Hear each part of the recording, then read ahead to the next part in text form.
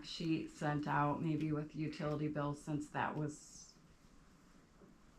put out at Well, I that think meeting. Yeah, I think it's a good reminder this time of the year anyway, Okay. because some people do have them connected in the winter and then they're We'll- supposed to. We'll try and get that maybe into the April, utility bills. well, I wanted to talk about that at our public, informational meeting that we're gonna have, as long as we're gonna be talking about sanitary sewers and whatever.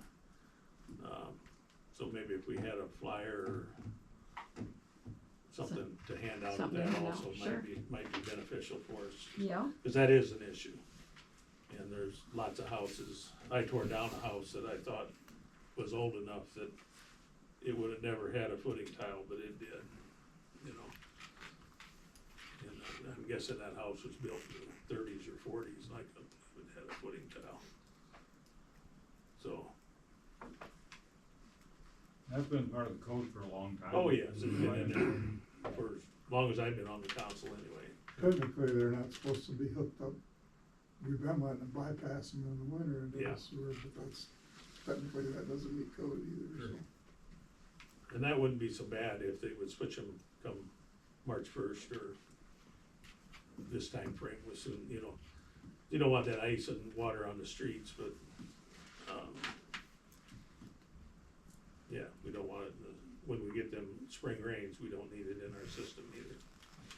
And maybe we don't need it in there at any time, you know.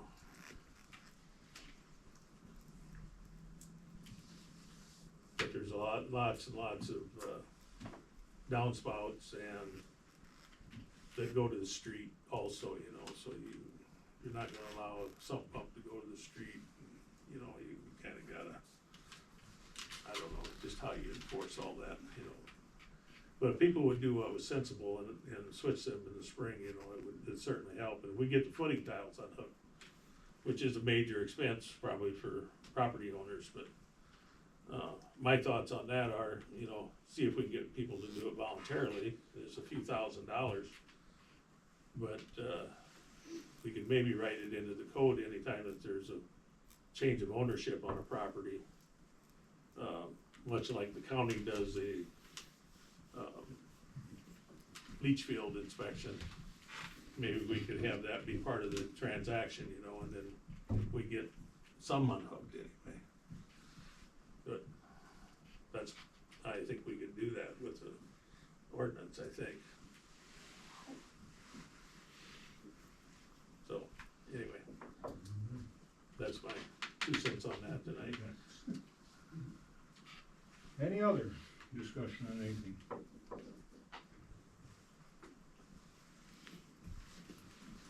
If none, then we have a motion for adjournment. I'll move to adjourn. Linda, Second. Brian, Linda, Yes. Joe, Yes. Brooke, Yes. Blake, Yes. Frank. Yes. Meeting is adjourned. Thank you.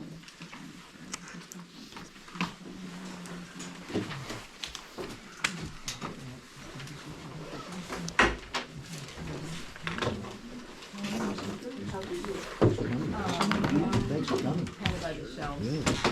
Thanks for getting to work. Julie, your water. Oh, good, thanks. Council, on the table, there's rules for procedures. Take those home with you, look them over, mark them up with any changes, bring them back to the next meeting, and then we'll update that with those changes, and then we'll send it off to the city attorney to review. Lisa, how do I get on the agenda? I would like to have the council review, like having the city council, please. How do I get that on? Thank you. We've been advised by an attorney that we should have to do that. Okay, It was that at, happened. it was at a city clerk meeting. Okay, that would be nice, but no one's told me, that, and I was just looking at all of the surrounding towns that. they're Actually, all- Whittemore does not have their own, we mentioned that before, and theirs is their, what is it? They have like a club or a, it's kinda like our chamber, it's something else. I can't remember what it's called, rock something. It's whatever their, I think their town logo Okay. is, or something like that. Okay, so when you guys, I guess if you're wondering them to be put on the chamber page, there's just some things, I guess the reason why I was asking is because some things don't make sense, I guess, to go on the